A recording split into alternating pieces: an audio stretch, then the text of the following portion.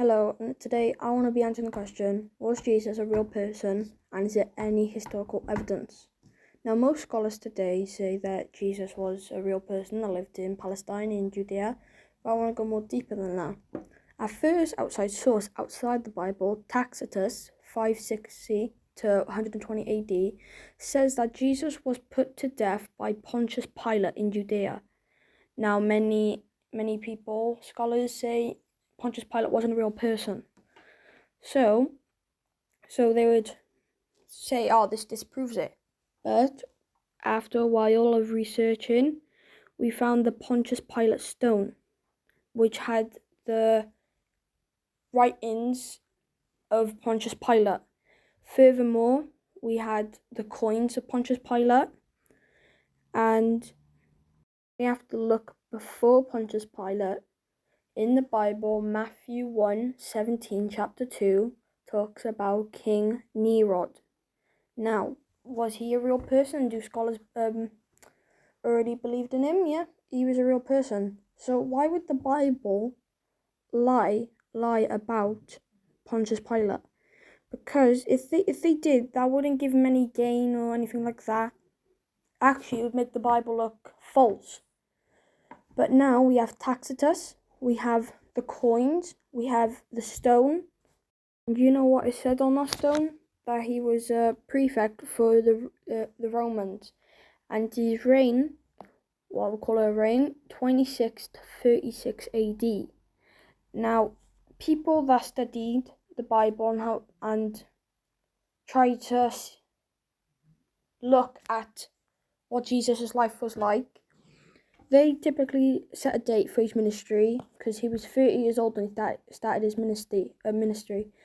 And he roughly started, they say, 27 to 29, and then they roughly say he ended it at 30 to 36 AD. And that is roughly, nearly perfectly the same time as Pontius Pilate. So is it safe to say that he was a real person? Yes. But now I want to look at something more important. I want to look at the most important thing in Jesus' life, his death. Now, is there any medical records of Jesus or anything like that? No. But something to point out, which is very unusual for that time, was the way Jesus was portrayed in this lighting. Now, if we look at the Garden of Gethsemane, where Jesus was praying, in Luke 22 to 38 to 44, we see that it says Jesus was in so much agony that his sweat was like drops of blood. Now today we know that as a great deal of stress, but back then they didn't even know what that was. And obviously he was under a great deal of stress because he had the torture to come, he had the crucifixion to come, and then he also had God's wrath to come. And another thing that is very interesting is the fact that when Jesus was on the cross and when the soldier did stab him, it says that blood and water came poured out of him. And now today we know that as heart failure, but they did not know that what that was. So many people are shocked. That's technically not medical records, anything like that, but I think it's some evidence nonetheless. And now we need to go back to an outside source like Plegon, hopefully I'm saying his name correct, to 80 to 140 AD.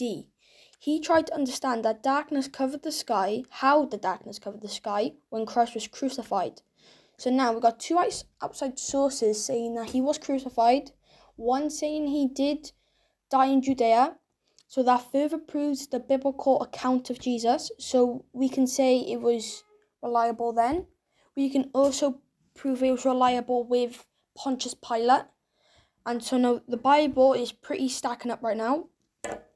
And now we need to look at a couple more things.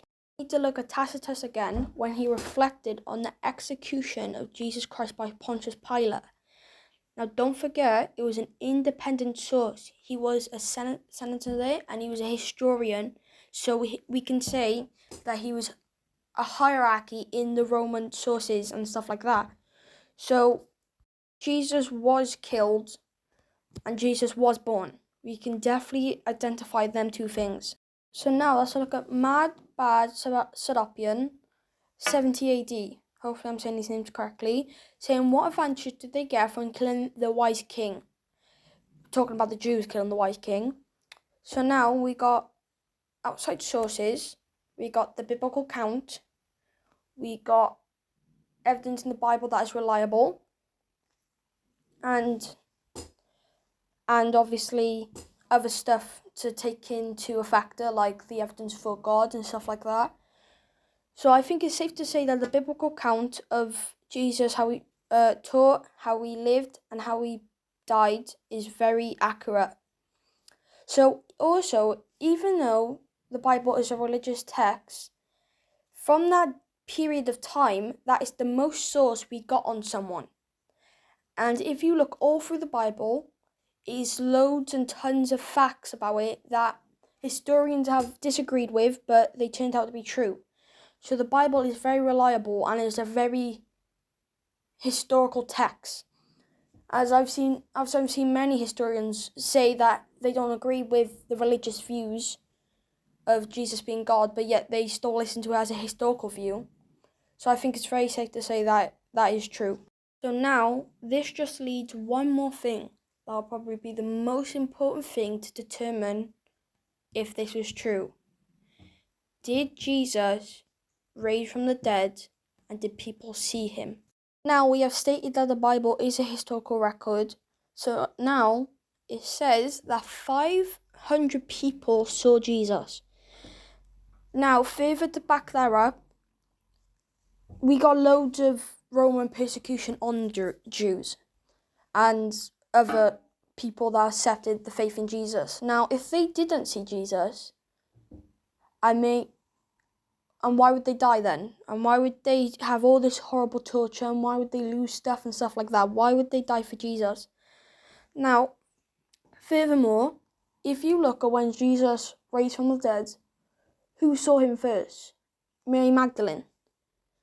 Now, back in them days, it was sexist back then. So why would they lie about and try and convince people with Mary Magdalene, who was one of the first people to ever see Jesus?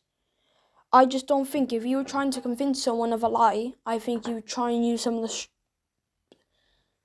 in their view, some of the most reliable people of that time. And don't forget, they had nothing to gain from this. So just say Jesus was a real person. Just say he was a regular old person who lived back with them. And they generally thought he was a true teacher and they followed him. Or they were just trying to make a false religion. Either way you look at it. So now they saw Jesus teach. They saw him be an outcast. They saw many people deny him. They saw threats and from themselves. And now they officially see Jesus die.